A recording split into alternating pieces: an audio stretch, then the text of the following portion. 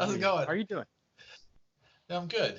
Good. Yeah. Yeah, we're it's trying to juggle everything with all the changes that are happening, right? But it's going okay. How's it going for you guys? What you with you have? It seems like Japan's not quite on lockdown like they are here. No, they declared a state of emergency uh, just yesterday or the day before, but Okay. only for 7 prefectures. So not Okay. for all of Japan. And we're not in one of those where they've declared that. What they've done is pretty consistently been very culturally appropriate in the way they've approached this. They leave it very gray. Okay. I don't know if you've ever heard much about Japanese. They say it's like English is very direct. Hmm. Japanese is very indirect. Okay. So even the lockdown, they say, well, there are no penalties. They really not, they can't enforce it. There's zero ability or intent to enforce it, but we would like you not to go anywhere. And it's really said probably a little softer than that. Right. So in our prefecture, in the city itself, they're not having school until May. Okay. But outside of the downtown city, all of the smaller suburbs, they're all going like, well, I think we're going to have school. Okay. So schools are going on, and really in our town, there are basically no restrictions, and Okay. no publicly, they're not really saying very much. Right. But um, we live in actually Kikuchi. Yeah. Every city around us has cases except ours. Okay. But only one or two or three. I think one city went from none 2 weeks ago. Now they have three today. And it's like, well, it's coming. It's just slower to get here. Yeah. But yeah, it's so far up until this last 2 weeks. We hadn't really changed anything. We hadn't changed much ministry wise. Yeah. But one of the things, this is an interesting kind of a difference between America and Japan. Yeah. Here, they're not legal restrictions as far as lockdown and everything like that. What they're relying heavily on is peer pressure. Okay. Right. So there is a lot of, I don't even know how to say it in English, but like blaming people who are sick and Hmm. shaming people who are sick who go out in public. Or Right. if you go out and you cough, I mean, Right. you're looked at like, you're, Yeah.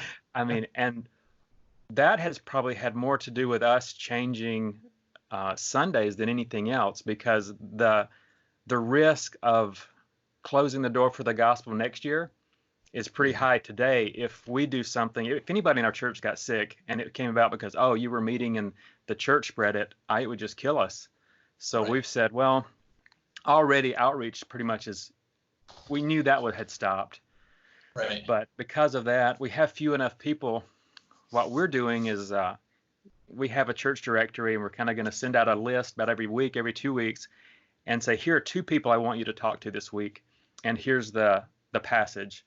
So Yeah. we've given a list of questions. Say, here's the passage. You should have read it. What did you learn? Ask them what they learned. Share with them. Ask for prayer requests. Share your prayer request, and then share yours and theirs with the next person you talk to. Okay. So trying to keep it very relational and a lot of fellowship, but also have the opportunity for spiritual growth. And this really builds off of what we do as a church anyway. We really focus on more of a I am trying to get everybody to be a self-feeding Christian.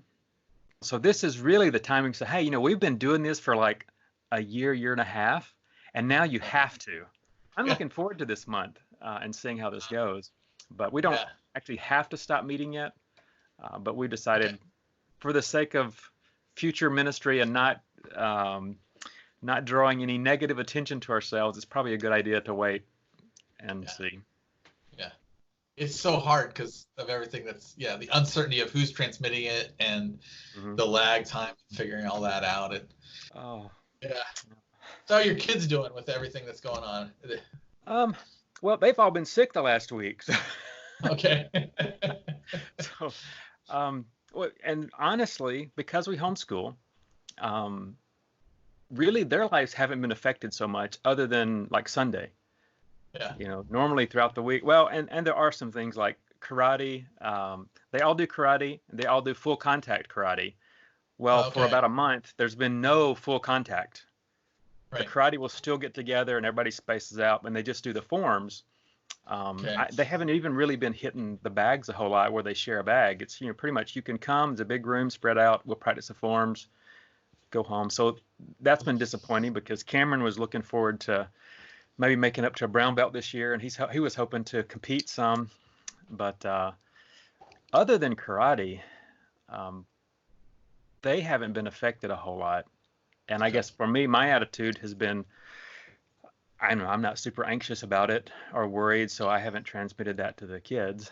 Yeah. So they're trucking through school and just, doing their normal thing.